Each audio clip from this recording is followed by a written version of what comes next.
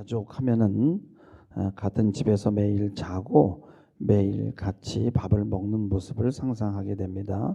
서로 침범할 수 있고 종종 자신의 의견을 언어가 아닌 감정으로 전달할 수 있는 모습도 상상할 수 있어요.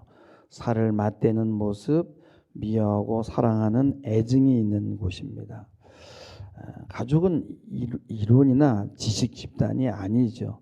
끈끈한 정으로 묻혀진 정서적 집단입니다. 이런 식으로 가족은 보이지 않는 끈으로 묶여져 있어요. 그래서 서로가 섞이고 침범이 가능한 것이죠. 가족 안에는요, 쉼이 있어야 됩니다. 그래서 고향과 같은 곳이 되어야 하는 것이죠. 기독교적으로 인간은 물과 성령으로 거듭나야 합니다. 그럼에도 기독교 공동체에는 이 가족의 유비가 항상 있어요. 아이가 전능하고 자기 마음대로 할 수 있고 엄마와 하나 된 상태에서 시간이 지나면 어떻게 해야 돼요? 아이는 여기서 나와야 되잖아요.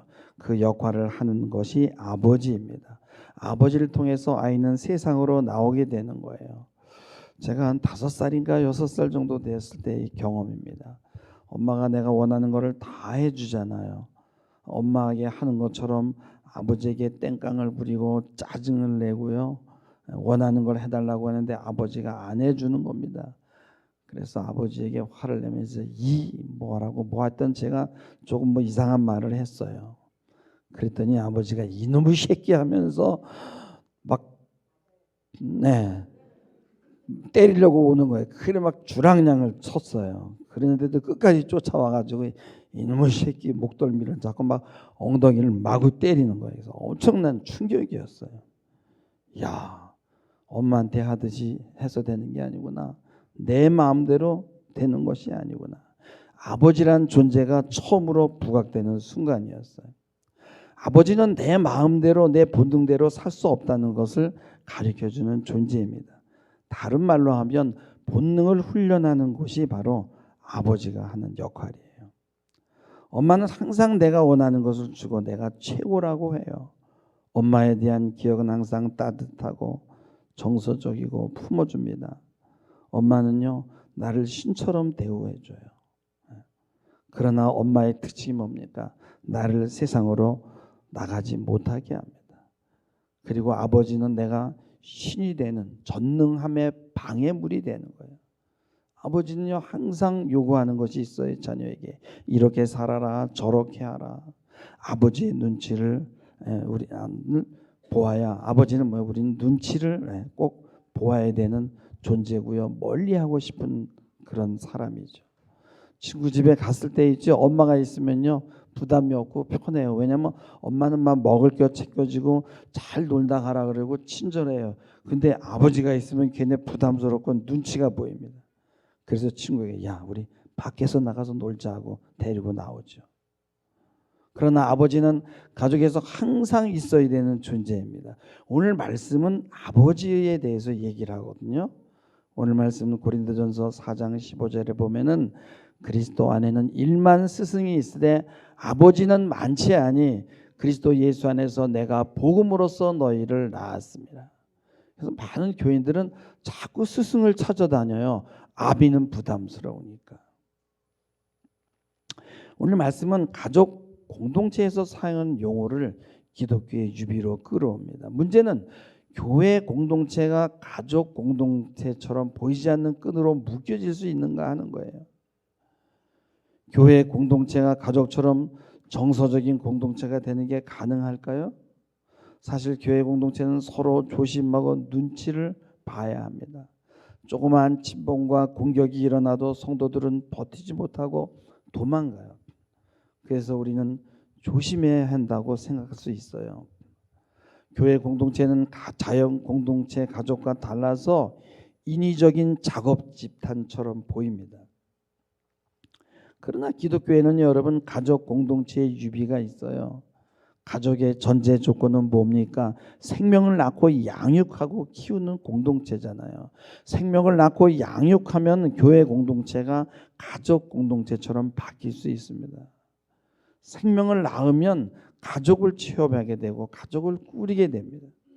생명을 낳지 않고 오직 다른 목적을 위해서 교회가 모이게 되면요, 교회는 5만 가지 폐해가 다 일어나게 됩니다. 그래서 행정으로 가야 되고 억압해야 되고 통제해야 되는 거예요. 여러분, 육이든 영이든 생명을 낳으면요, 가족 본능은 살아납니다.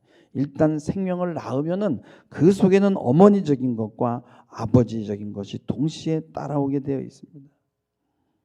교회의 역할은 참 애매할 수 있어요. 일주일 동안 고생하고 온 사람들을 쉬게 해줘야 되는데, 품어줘야 되는데, 교회가 아버지처럼 부담 가는 존재가 되면 누가 교회에 나오고 하겠습니까? 그래서 교회는 항상 어머니적인 것이 필요해요. 그러면서도 동시에 아버지적인 것이 필요하다.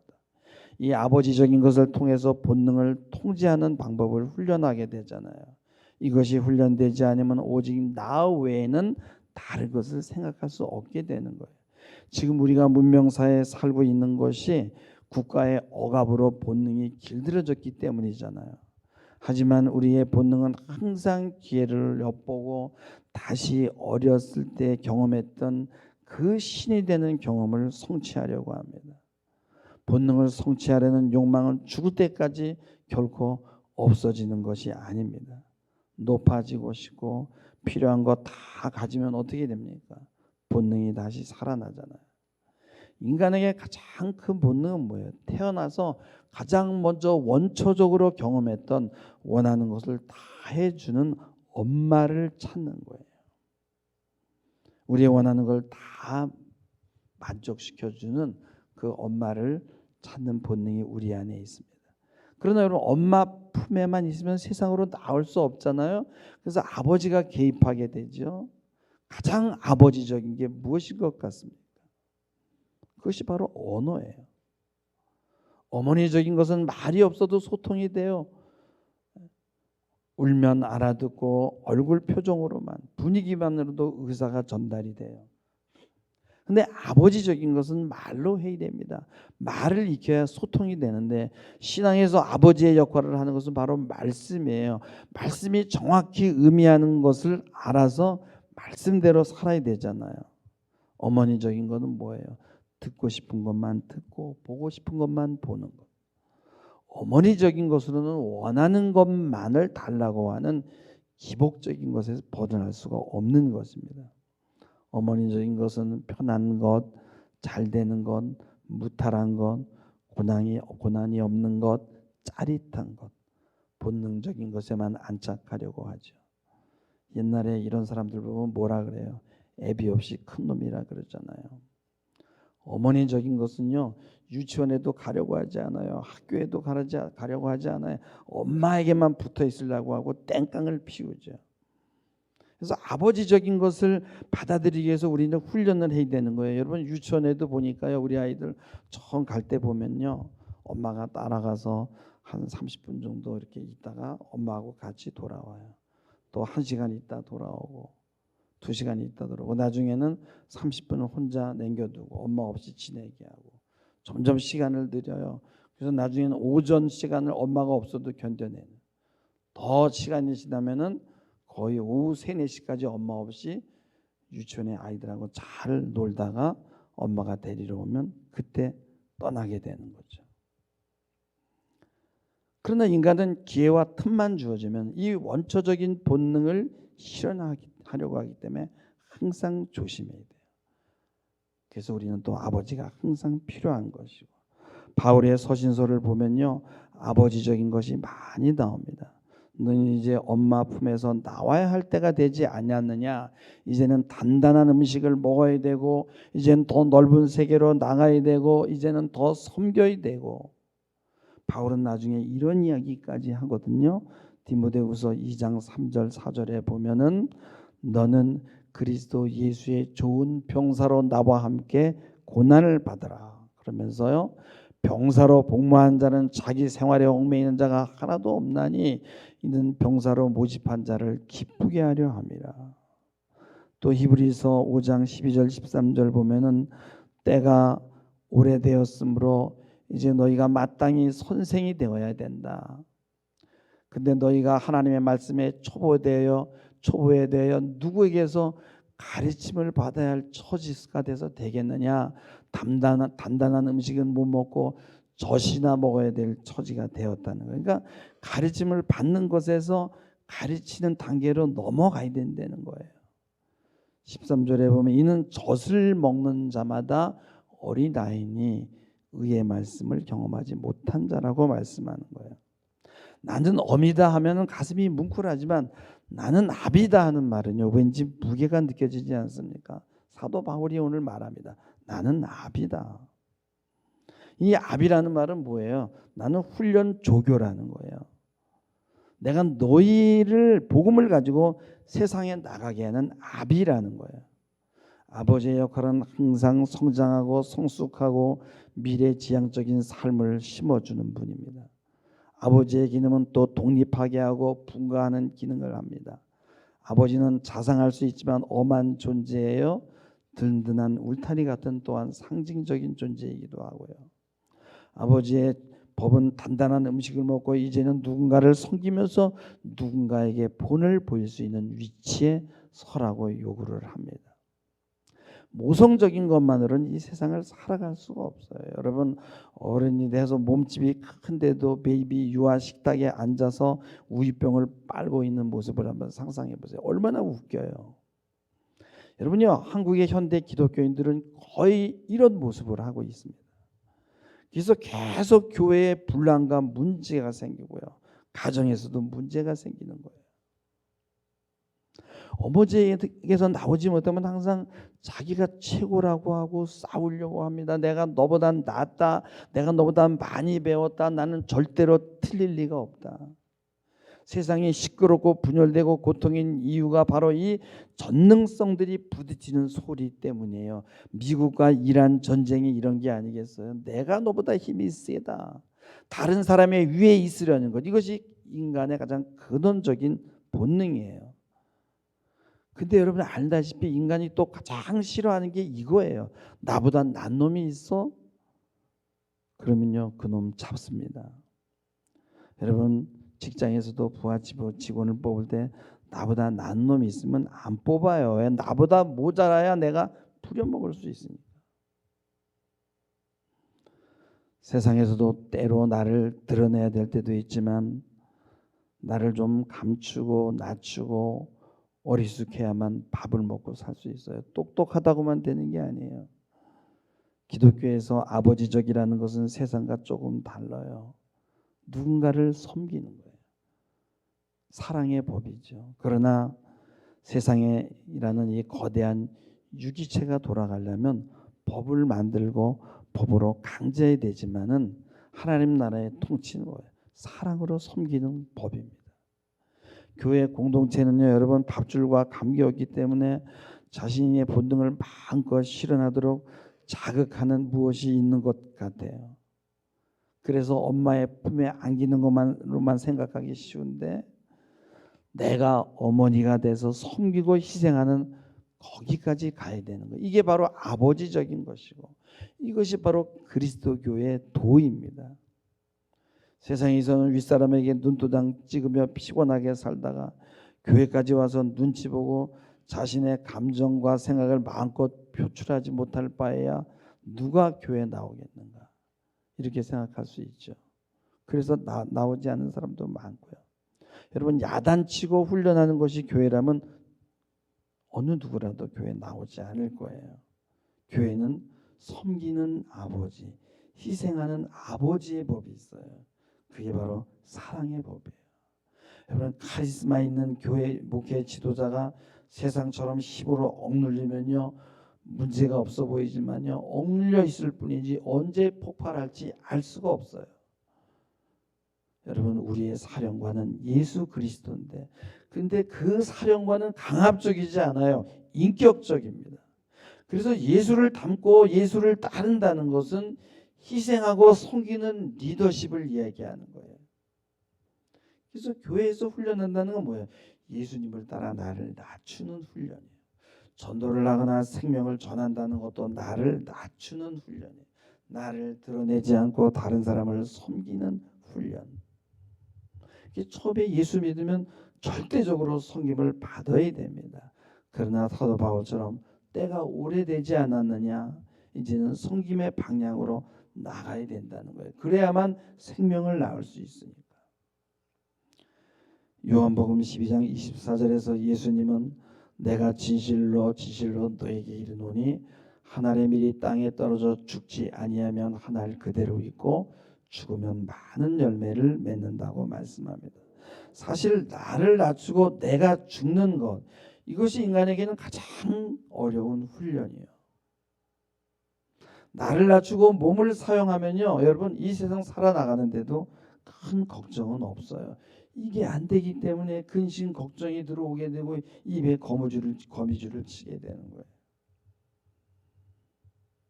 여러분, 왜 하나님은 교회에서 섬기고 희생하라고 하는 거예요? 돈도 주지 않으면서. 여러분, 회사는요 마땅한 대가를 지불하고 섬기라고 하잖아요. 우리는요 다른 사람을 행복하게 해줘야 행복할 수 있도록 만들어진 존재입니다. 그래서 세상에서 나를 굽히는 것은 물질 때문에 하는 것이지만 교회에서 낮추는 것은 나의 진정한 행복을 위한 것이에요.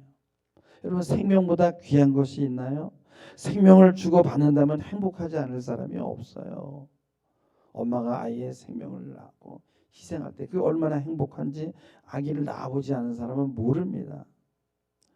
아무런 욕망 없이 진심으로 상대를 나보다 낮게 여기고 섬겨주면요, 섬김을 받는 사람도 행복하고 섬기는 사람도 행복해요.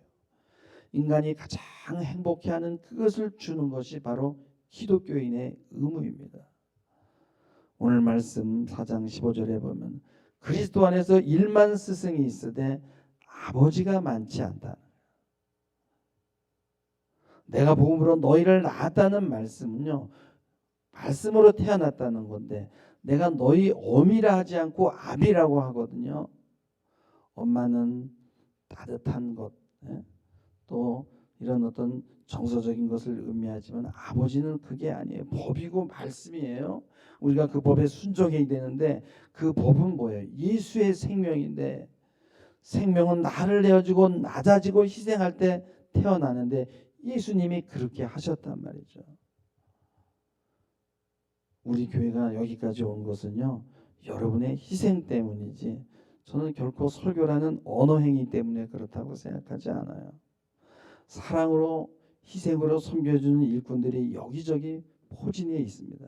식사를 준비하고 주보를 만들고 찬양을 인도하고 청소를 하고, 이런 일꾼이 많다는 건 뭐예요? 말씀에 순종하는 아비가 많다는 것이에요. 섬기고 희생하는 사람은요 따르는 자가 있게 돼요. 섬겨주니까. 그러면 따르는 자가 또 보고 듣고 배운 대로 섬기는 자가 되는 겁니다. 교회에서요 어머니적인 것만 찾으려는 사람들이 굉장히 많아요. 위로해 주세요. 힘들어요. 이들을 담아주기 위해서는 어떻게 해요? 많은 어머니가 필요한데 이들에게 젖을 충분히 공급해야 일어날 수 있잖아요. 그래서 성도들이요 섬김을 받지 못하면은 젖동량을 합니다. 요새 유튜브에 뭐 모든 유명한 교회의 설교 목사들이 다 나오니까 여러분, 근데 그거를 듣고는요 그 말씀으로는 우리는 결코 잘할 수 없어요. 우리는 섬김을 받고 사랑을 받아야만 잘할 수 있는 거예요. 또 아비가 되어야 되는데 여러분요 아기에 머물러 있으면 어떻게 되겠습니까? 교회는 엄마와 같은 아비가 많아야 되는 거예요. 이런 사람들을 교회의 일꾼이라고 하는 겁니다. 오늘날 교회는 성도들의 고통을 제거해 주기 위해 목사는 그들에게 우쭈쭈 합니다. 엄마가 없으니 이런 식으로 설교로 그들의 그 마음을 위로해 줘야 되거든요. 그러니까 어떻게 돼요? 아버지의 역할을 할 수가 없는 거예요. 문제는요, 목사부터 어떻게 그 성도들을 다 섬기겠어요? 성도들은 유아에서 벗어나지 못하게 되고 따를 사람이 없게 되는 거예요. 그래서 이제는 교회가 세상에서 보호해 주어야만 살아남을 처지가 된 거예요. 그리스도 안에서 1만 스승이 있으되 아버지는 많지 아니. 이 말은 가르치는 사람은 많지만 행동으로 삶으로 희생하고 섬기는 사람은 없다는 것입니다. 바울은 몸으로 사랑으로 희생으로 가르쳤어요. 그렇게 생명을 낳고 교회를 세웠습니다. 복음은 우리를 위로하고 힘을 주는 역할을 하지만 항상 아버지적인 것이 있어요. 앞으로 나가게 하고 하나님 나라의 꿈을 갖게 하고 소망을 심어주는 역할을 합니다. 어떻게? 사랑의 법으로. 그래서 복음을 맡은 사람은 아버지의 역할을 해야 됩니다. 이 역할은 한두 사람이 하는 것이 아니에요. 여러분, 가족이 저녁에 안 들어오면 어떡합니까? 전화해보고 너 9시가 됐는데 지금 어디쯤 오냐고 걱정하잖아요. 누가 교회 나오지 않으면 궁금해서 찾아가보고 문자도 보내고. 영적 공동체는 그런 것입니다.